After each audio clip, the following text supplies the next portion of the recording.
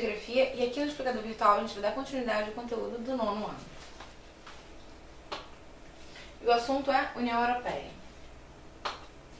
Bom, a Comunidade Econômica Europeia, a CEE, é o nome da organização internacional que existiu de 1958 a 1993. E neste ano tornou-se a atual União Europeia, né, com a sigla EU. Torna-se importante fazer a distinção entre a União Europeia, né, a CEE, entre a Comunidade Econômica Europeia e a CEE, porque essas organizações elas vão ter estágios diferentes de integração. Então elas vão mudar esses estágios de integração, né, então por isso você tem que avaliar elas de forma diferente, né. Então, a gente pode observar que na década de 60, mais ou menos, a gente tinha essa divisão, né? Zona de preferência, você tem uma evolução aqui. Então, a partir dos anos 60. Zona de preferência de comércio, área de livre comércio. Então, zona de preferência de comércio, zona de preferência comercial, você cria alguns acordos para incentivar o comércio naquela região. Área de livre comércio, você cria você retira as tarifas alfandegárias e aduaneiras entre os países, e aí você também favorece bastante a comercialização. A União Aduaneira, que você cria a área de livre comércio mais a TEC. O mercado comum, que aí você já vai colocar, além da circulação de pessoas, a circulação de produtos e também a circulação dos componentes produtivos, né? Você aumenta a capacidade. A União Econômica e Monetária, aí você coloca a ideia de você ter a zona do euro, né, que a gente chama aqui de zona do euro, e a integração econômica total, né? Esses tais estágios, eles vão constituir, vão ser evolutivos, né? A CE vai construir um mercado comum, ou seja, o quarto passo do caminho é uma união econômica total, plena, né, dos países constituintes. Estabelecer uma união aduaneira e uma política unificada de regulação de circulação de capitais, bens, produtos e serviços. Então você cria também regras comuns. Uma das grandes mudanças entre a União Aduaneira e o mercado comum é a intensificação das regras coletivas para atuação em alguns pontos específicos da economia.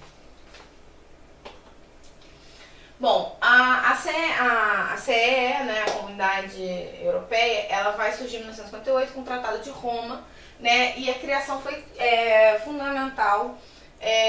A gente olha como fundamental o Tratado de Paris de 1951, que a gente já tinha visto, que é o da Comunidade Europeia do Carvão e do Aço, né, que é a CECA. Porque como você tinha a ideia de integração, principalmente da França e da Alemanha, para a unificação da sua produção de carvão e do aço, ele é um primeiro passo para que você tenha, em 1958, a criação da CECA. Sempre lembrando que o contexto é após a Segunda Guerra Mundial, onde a Europa está muito traumatizada com os efeitos da guerra entre eles, né? Que contava exatamente com os mesmos membros que reuniam o Tratado de Roma posteriormente. Então, a Alemanha Ocidental, lembrando do contexto de Guerra Fria, a Alemanha Oriental era controlada pela União Soviética, França, Itália, Bélgica, Países Baixos e Luxemburgo, ou seja, França, Alemanha e Itália, mais Benelux, né? E mais tarde, em 1965, o Tratado de Bruxelas queria fundar a CECA, e é a Comunidade Europeia de Energia Atômica, a EAC, né, ou a Euratom, e a CE num só organismo denominado Comunidades Europeias, né? Sendo a CE que ficava responsável pela maioria das diretrizes. Então você vai fundir várias questões e você vai aumentar essa integração e também criando regulações mais intensas nesse momento. O Tratado de Maastricht vai ser formado em 1993, né? Ele vai transformar a Comunidade Europeia, né, em União Europeia, né? Então você vai substituir a Comunidades Europeias, já nomeado depois como Comunidade Europeia, por CECA, Euratom e CE, que passa a formar os três pilares da União Europeia, né? Elementos de construção institucional, nova organização e interação começam a surgir nesse momento também, né? Então você começa a dar uma forma maior para o que a gente vai entender como União Europeia.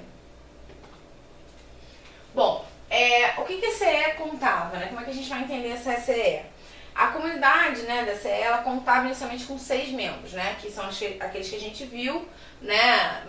O Benelux, mais Itália, França e Alemanha, né, a Alemanha Ocidental, e depois a Irlanda em 1963 e o Reino Unido e Dinamarca. Mais tarde, em 1991, foi a vez da Grécia, e em 1986, Portugal e Espanha. Então ela vai criando um aumento geográfico também.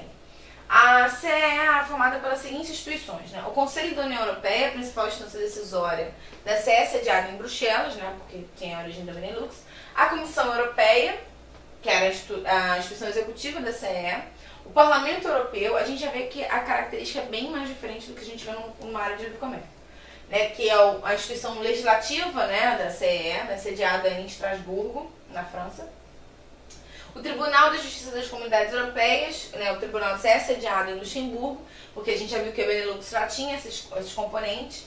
O Tribunal de Contas Europeu, que analisava as contas das instituições, localizado e sediado em Luxemburgo também. Então a gente vê que eles ficam muito divididos ali entre Bélgica e Luxemburgo, porque eles usam muito o aparato que já existia no Benelux também, né?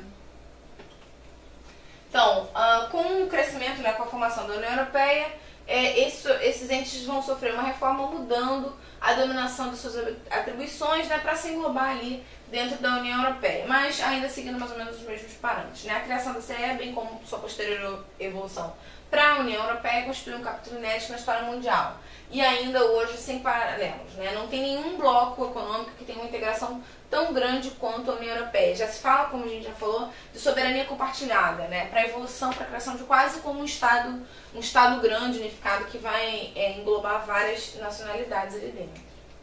Tratado de Início. O Tratado de Início foi adotado pelos Estados-membros da União Europeia em Nice em dezembro de 2000, assinado em 26 de fevereiro de 2001 e entrou em vigor em 1º de fevereiro de 2003, né?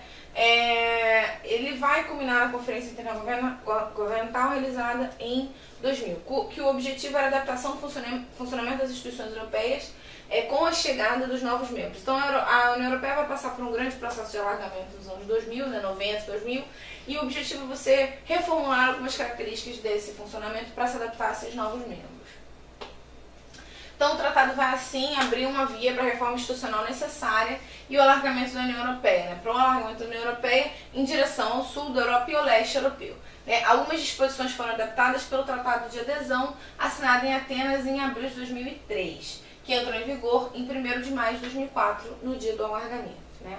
As principais alterações introduzidas pelo Tratado de Nice incidem sobre a limitação da dimensão e composição da Comissão Europeia, né? A extensão da votação por maioria qualificada e uma nova ponderação de votos no Conselho Europeu e a flexibilização dos dispositivos de cooperação reforçada. Basicamente, é uma tentativa de que esse alargamento não tire exatamente todo o poder da mão das grandes potências que geraram o bloco, né, e que você consiga ali, por exemplo, ter uma maioria qualificada que funcione de uma forma mais interessante para os interesses das grandes potências dentro da Europa.